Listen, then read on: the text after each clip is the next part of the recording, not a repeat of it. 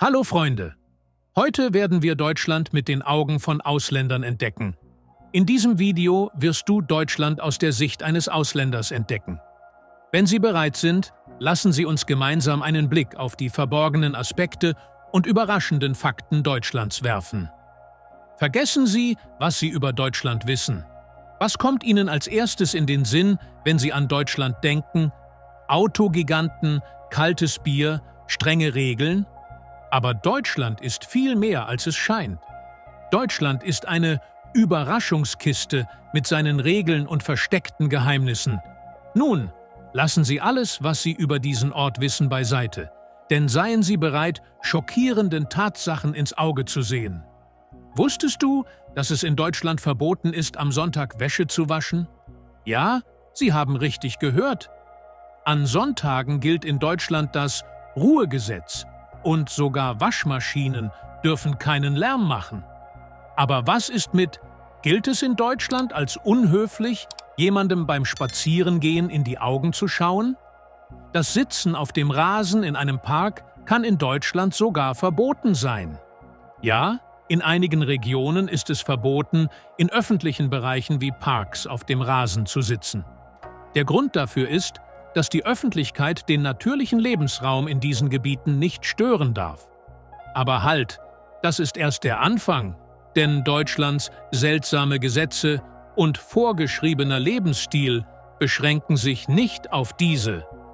Das Land ist in Wirklichkeit voll von vielen weiteren versteckten Regeln und interessanten Traditionen. Bevor wir zu diesen interessanten Informationen kommen, möchten wir Sie bitten, uns zu mögen, zu kommentieren und zu abonnieren, um uns ein wenig zu helfen und solche Videos fortzusetzen. So werden Sie unsere Videos über die unbekannten Aspekte Deutschlands und vieler anderer Länder nicht verpassen. Auf geht's zu diesen überraschenden Fakten. Aus wie vielen Bundesländern besteht Deutschland? Deutschland besteht aus 16 Bundesländern, jedes mit seiner eigenen Regierungsform, Tradition und Lebensart. Während Städte wie Bayern und München im Süden Deutschlands eine sehr bunte und warme Atmosphäre bieten, herrscht in nördlichen Städten wie Hamburg ein ganz anderer Geist. Selbst die kulturellen Unterschiede zwischen Ost- und Westdeutschland sind in einigen Regionen noch deutlich spürbar. Deutschland ist mit 84 Millionen Einwohnern eines der bevölkerungsreichsten Länder in Europa. Die Bevölkerungsdichte ist vor allem in den Großstädten sehr hoch. Aber wussten Sie, dass die Bevölkerung eine viel interessantere Struktur hat als nur Zahlen? In Deutschland leben überwiegend deutsche Volksgruppen, aber die Zahl der Einwanderer hat in den letzten Jahren stark zugenommen. Das Land ist sehr kosmopolitisch, mit vielen europäischen Einwanderern, vor allem Türken, Polen, Italienern und Griechen, aber auch Menschen aus dem Nahen Osten. Gleichzeitig spielen auch afrikanische, asiatische und lateinamerikanische Gemeinschaften eine wichtige Rolle in den Großstädten. Dank der historischen Migrationsbewegungen ist Deutschland zu einem Land geworden, in dem verschiedene Kulturen zusammenleben. Wo ist die bevölkerungsreichste Stadt in Deutschland? Natürlich die Hauptstadt Berlin, aber auch Städte wie Köln und Düsseldorf sind dicht besiedelt. Und hier vermischen sich die verschiedenen Kulturen wirklich. Außerdem ist die Bevölkerungsdichte in einigen östlichen Teilen Deutschlands geringer. Dies ist auch auf die historischen Unterschiede zwischen Ost- und Westdeutschland zurückzuführen. Welches ist die am dünnsten besiedelte Region in Deutschland? Das Saarland ist die kleinste und am dünnsten besiedelte Region in Deutschland. Obwohl diese Region reich an Naturwundern ist die Bevölkerungsdichte sehr gering. Auch der Einfluss der französischen Kultur ist hier sehr ausgeprägt. Diese Vielfalt in Deutschland hat einen großen Einfluss auf die Sozialstruktur, den Lebensstil und das Alltagsleben. Die verschiedenen Kulturen und ethnischen Gruppen spiegeln sich in der Esskultur, den Festen und sogar in der Alltagssprache wider. So sind beispielsweise die Türken in Deutschland besonders für ihre Dönerläden und Dönerrestaurants bekannt. Einwanderer aus Ländern wie Polen und Italien haben die deutsche Küche um neue Geschmacksrichtungen bereichert. Diese Vielfalt bringt jedoch auch einige soziale Herausforderungen mit sich. Integration und kulturelle Unterschiede können manchmal ein Problem darstellen. Aber Deutschland hat wichtige Schritte unternommen, um eine multikulturelle Gesellschaft zu schaffen, die ihre im Ausland geborene Bevölkerung akzeptiert. Deutschlands Geografie, Bevölkerung und ethnische Zusammensetzung bieten ein wahrhaft vielfältiges und vielschichtiges Bild. Aber warten Sie, denn jetzt kommen wir zu den seltsamen Gesetzen und interessanten kulturellen Traditionen in Deutschland. Sind Sie bereit? Bargeld oder Kreditkarte? Wie die Deutschen Geld ausgeben. Die Verwendung von Kreditkarten ist in Deutschland sehr begrenzt. Obwohl Debitkarten weit verbreitet sind, ist Bargeld immer noch die bevorzugte Zahlungsmethode. Beim Einkaufen oder in Restaurants in Deutschland ist es sehr üblich, mit Bargeld zu bezahlen. Es ist nicht ungewöhnlich, dass Kreditkarten nicht akzeptiert werden, vor allem in kleinen Geschäften und auf Marktplätzen.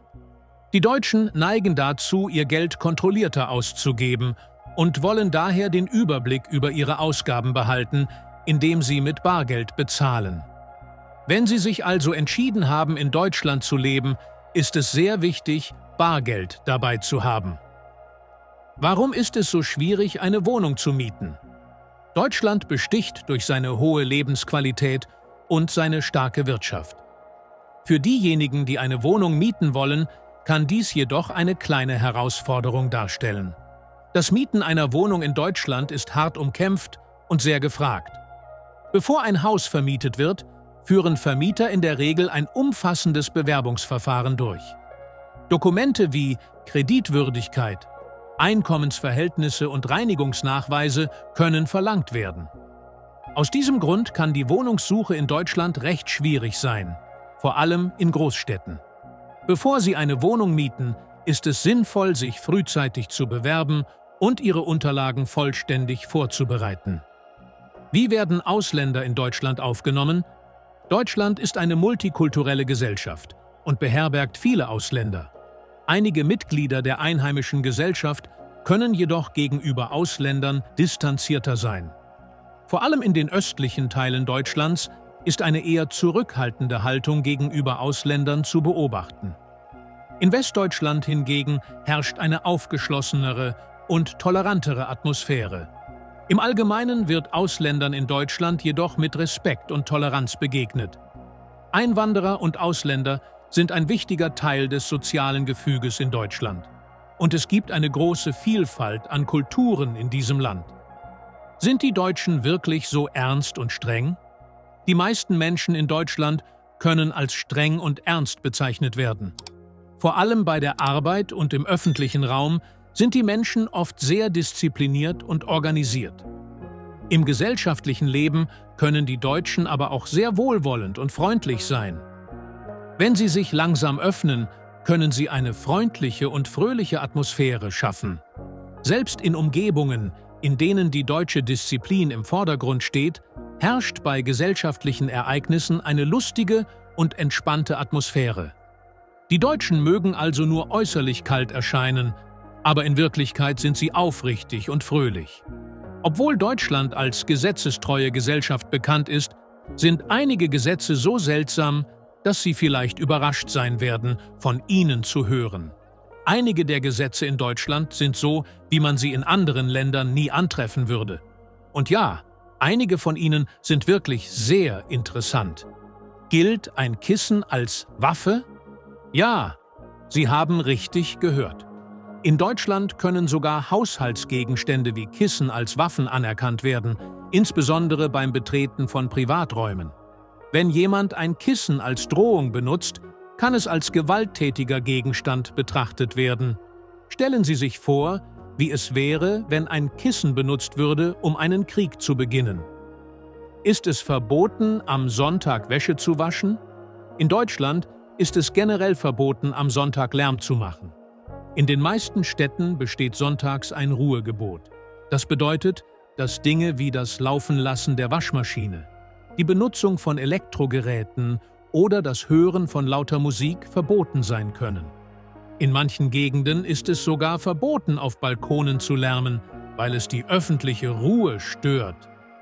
Was hat Nacktheit mit dem Gesetz in Deutschland zu tun? Wildnis und Nacktheit sind in Deutschland durchaus üblich.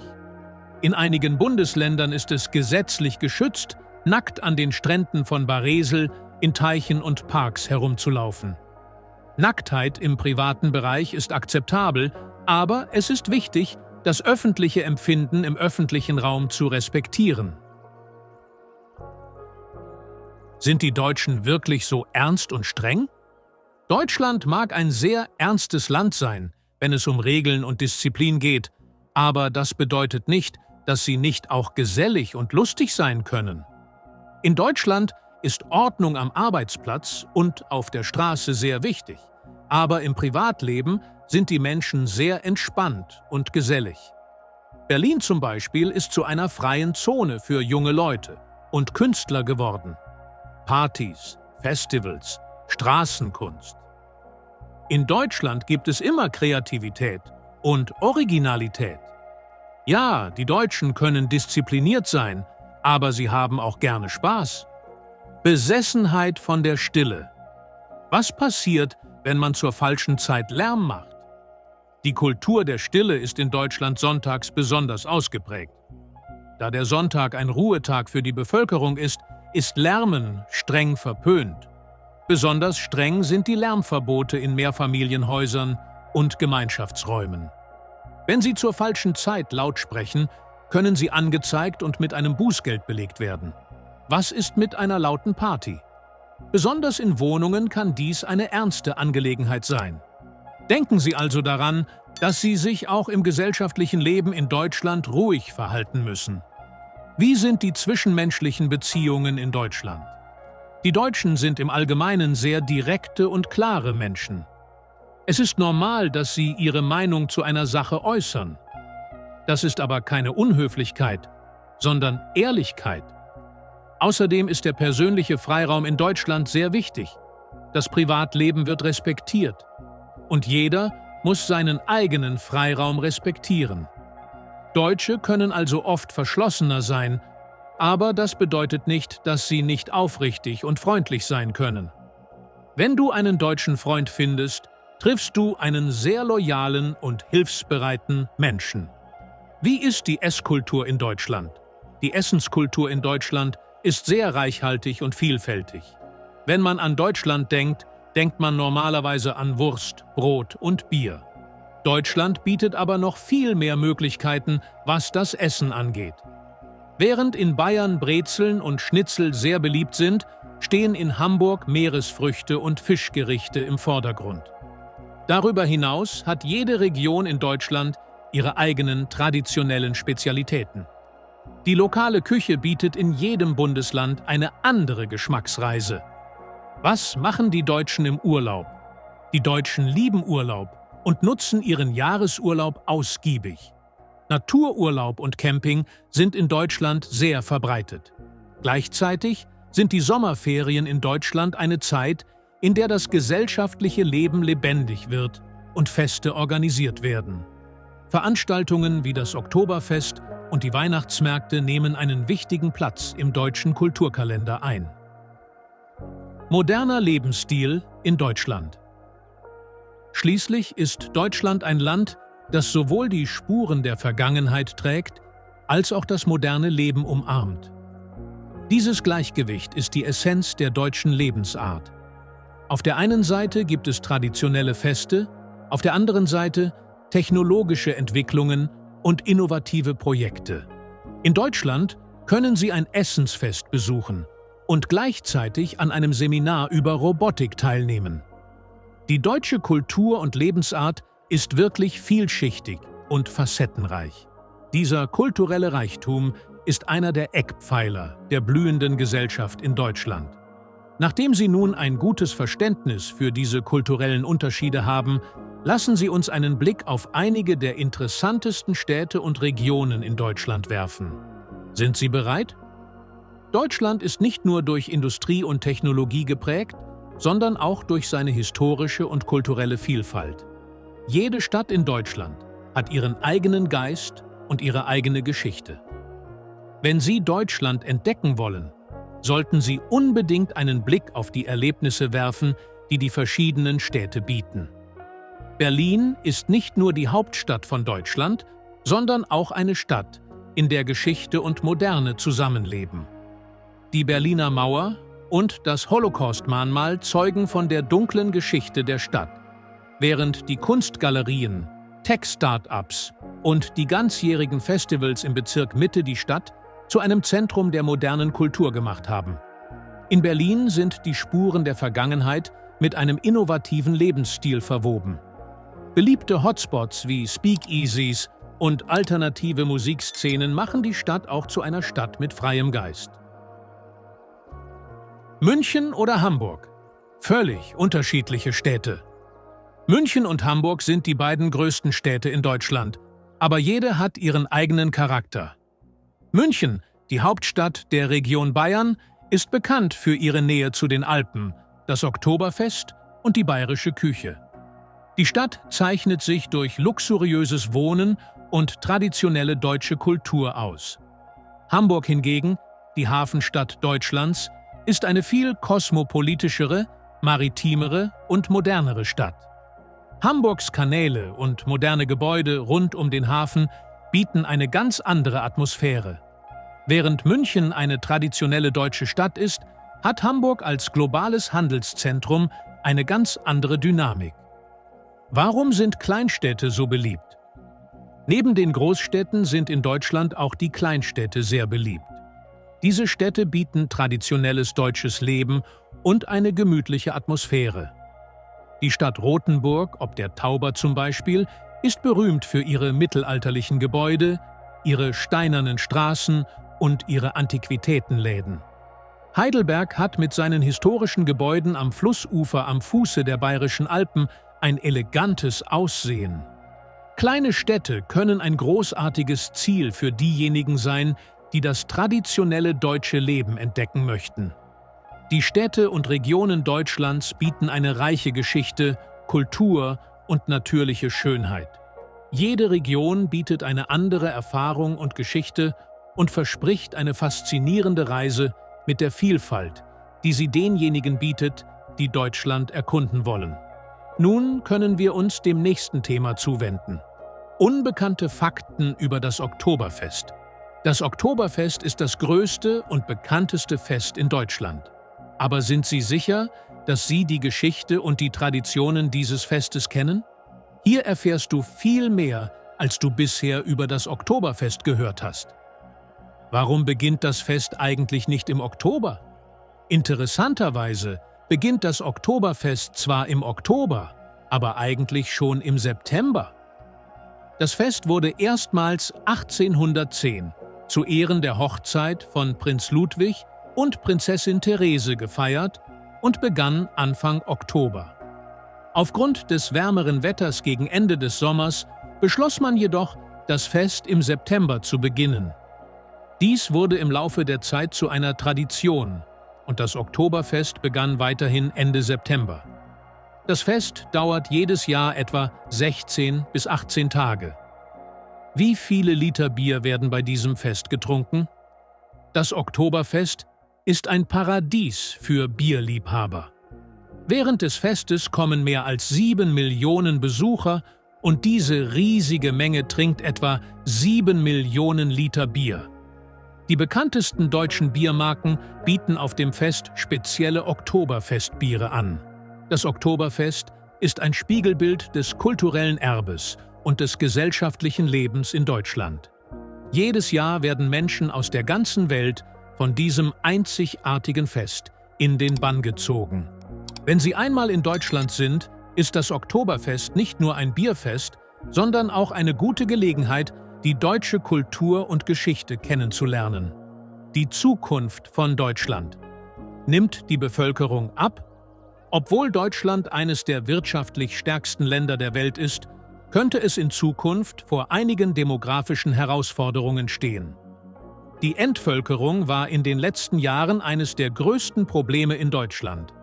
Vor allem in Ostdeutschland sind niedrigere Geburtenraten und ein älteres Bevölkerungsprofil zu beobachten. Dies führt zu Arbeitskräftemangel und Druck auf das Sozialversicherungssystem.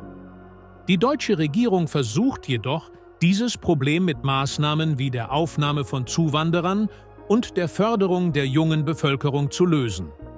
Die deutsche Wirtschaft hat in den letzten Jahren einen großen Transformationsprozess durchlaufen. Nachdem Deutschland vor allem nach der industriellen Revolution einen großen Aufschwung erlebt hat, verlagert es sich nun auf technologische und innovative Sektoren. Investitionen in Bereiche wie grüne Energie, Automobiltechnologien und künstliche Intelligenz werden das künftige Wirtschaftswachstum in Deutschland vorantreiben. Es wird erwartet, dass Deutschland mehr in die Digitalisierung und in Technologien der künstlichen Intelligenz investieren wird. Der deutsche Automobilsektor wird sich auch auf Elektrofahrzeuge und nachhaltige Transportlösungen konzentrieren.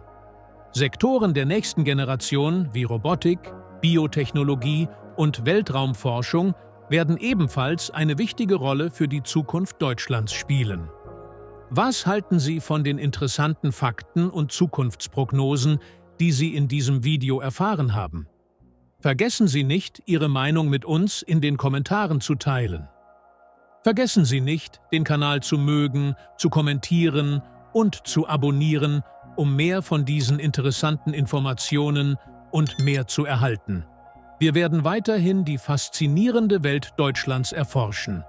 Bis zum nächsten Video.